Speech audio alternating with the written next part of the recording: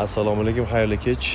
Rostakamiga shoshilinch srochniy mashina tayyor, notariusga tayyor. Buni notariusga tayyormasini bilasizlar. Hozirgi kunda aktualniy mavzu. Poligonga borib yurmaysizlar. BYD Champion 2025-yil. Yengisi 30 mingdan oshuv etilyapti hozir ko'p joylarda. Buni narxi arzon. Olgan odam sirazi notarius holat nomiga poligonga borib yurmaydi.